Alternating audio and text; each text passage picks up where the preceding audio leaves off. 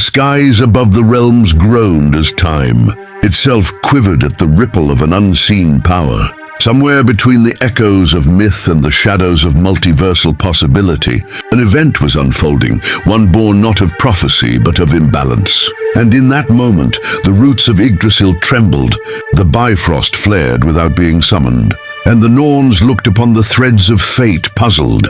Something or someone had emerged beyond their sight.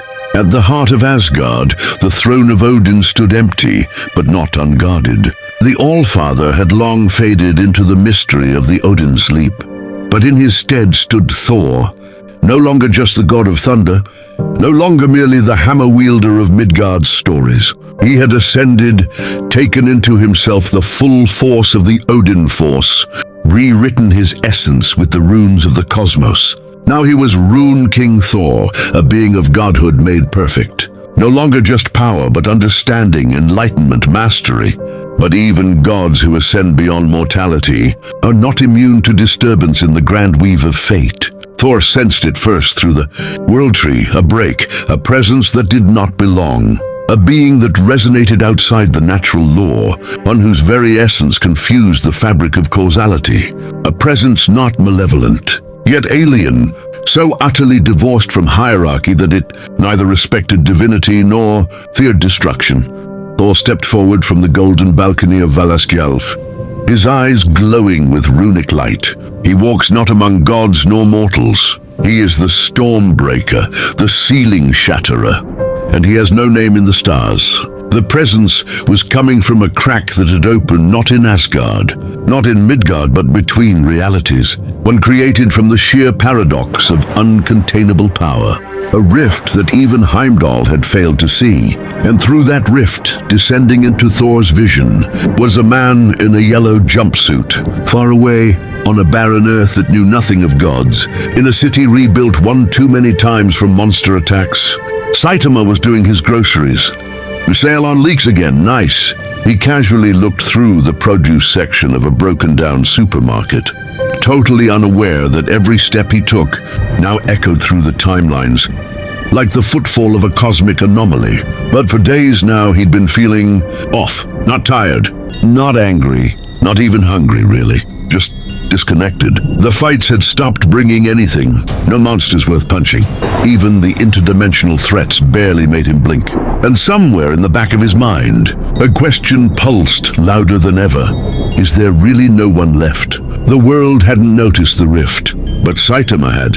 A strange shimmer in the sky, like a glitch in reality. He stared at it blankly, scratching his bald head. Weird cloud? No, wait. It's kind of a glowing 10-door? But I've seen weirder. He walked into it. The moment he did, the gods flinched. The Norns' looms tangled, and Thor, Rune King of the Nine Realms and beyond, heard the silence of a universe exhaling. Saitama landed in a golden corridor shimmering with ethereal wind. He looked around. Looks expensive. Are they filming a commercial here?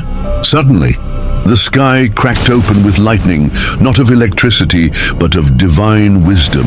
Across the plain of Valhalla, Thor descended, golden runes swirling around his cape like leaves in an astral wind. His eyes were no longer eyes, but living glyphs. Mjolnir was gone, cast away long ago. In its place, Thor held the runes themselves, woven into his flesh and spirit. Saitama of Earth, Thor said, his voice echoing across dimensions. You are known to me.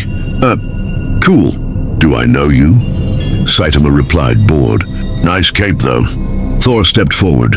You are a being who defies logic, a mortal who has no god, no path, no destiny. You are not born of myth, yet you walk as if myth bows before you. I ask you now, what drives you? Saitama blinked. I'm just looking for someone strong to fight. The air stilled, the runes burned brighter. Somewhere across the cosmos, a star collapsed, not from gravity, but anticipation. I am Thor, son of Odin, bearer of the runes of all. I have mastered time, fate, and the songs of gods long dead. I speak with the voice of the cosmos. I know 1,000 truths, and 1,000 deaths. And if battle is what you seek... Saitama cracked his neck. Yeah, let's fight already. Thor narrowed his eyes, then raised his hand, and the sky tore apart. Not from rage, but revelation. The thunder that emerged was not a sound, but a command of the cosmos. Runes danced in the air, each one spelling out a story of gods who fell at Thor's hand: Mangog, Surtur, the world serpent, and Saitama stood, blinking. Cool magic trick. Can I punch it? From the branches of Yggdrasil to the depths of hell, the gods watched with held breath. For the first time since his ascension, Rune King Thor felt something he hadn't felt in millennia. Not fear, not doubt. Uncertainty. Who was this man that the weave could not contain? What kind of power made even the All-Father's wisdom tremble? Asgard readied itself. The Valkyries halted mid-flight. The dwarves paused their forging. Loki, wherever he was, smiled knowingly. And the rift in reality began to pulsate wildly, unable to contain what was about to come. Two beings, one born of myth, forged by gods, and armed with the knowledge of eternity. The other, a man who got strong for fun, and accidentally became the end of power scales. The stage was set. No audience could ever comprehend it. No bard could ever retell it, but still it would begin. The field of battle was not bound to a single place. As Thor stepped forward, the very realm reshaped around him. Yggdrasil's branches curled to shield distant realms. The space around Saitama and Thor bent into a cosmic sphere of silence and timelessness. Not a single god, beast, or spirit dared interfere. The Norns clutched their looms in silence. Whatever happened here would be etched not in fate but in fire. Thor's runes ignited in full. They swirled over his arms, chest, and face in radiant patterns of power, ancient letters of truth and destruction. I do not wish this battle, he intoned, but the balance trembles with your presence. You are anomaly incarnate, and I must know if even the runes can stand against you. Saitama cracked his knuckles. That's nice. Can we start already? Then it began. Thor raised his hand and the sky split, not metaphorically but literally. Lightning poured out in impossible directions, hurling around runes that summoned raw concepts, storms, infinity, knowledge, and war. Then Thor moved, faster than the blink of Heimdall, swifter than the whisper of thought. His palm drove toward Saitama like the fist of creation itself. The blow hit, and Saitama stood unmoved. Was that it? The caped bald man asked. Thor's eyes widened, not in disbelief but awe. The rune-empowered strike should have erased entire timelines, deconstructed matter into pre-elemental code. Yet nothing. Saitama answered with a jab. It struck Thor's chest. A boom, louder than Gungnir's scream, exploded through the branches of Yggdrasil. The force rippled through the 9 realms, cracking Bifrost for the first time in aeons. In the land of Niflheim, glaciers shattered. In Muspelheim, even Surtur looked up. Thor was hurled across galaxies. Thor reappeared in an instant, teleportation runes flaring. He coughed divine ichor and wiped his mouth. Incredible. He slammed his hands together.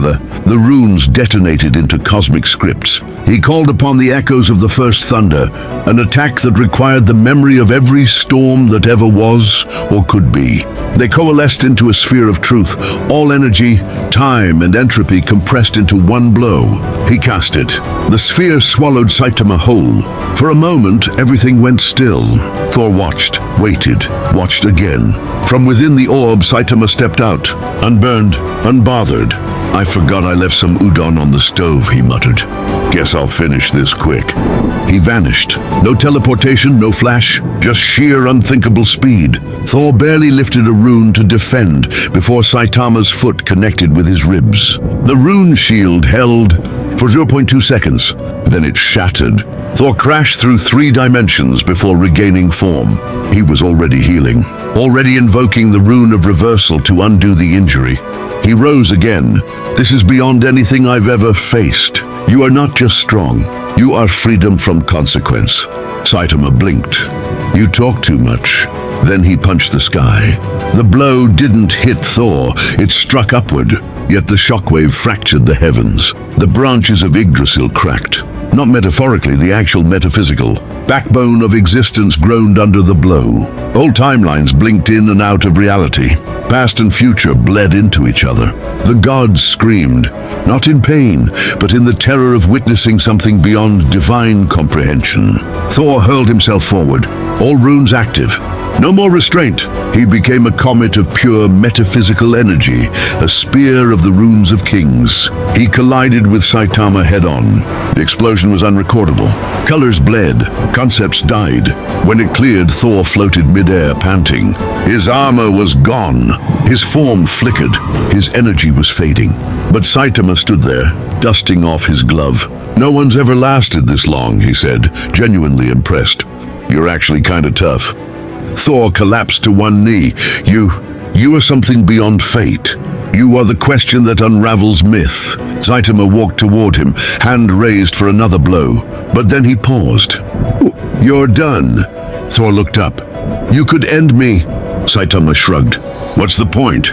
You gave it your all. That's enough for me." The silence that followed was broken only by the slow return of cosmic balance. The runes that spun around Thor dimmed, then sparked anew, sensing a new understanding, not of dominance, but of humility. In the halls of the gods, it would be whispered for all eternity, the man with no destiny faced the god of all runes and walked away untouched.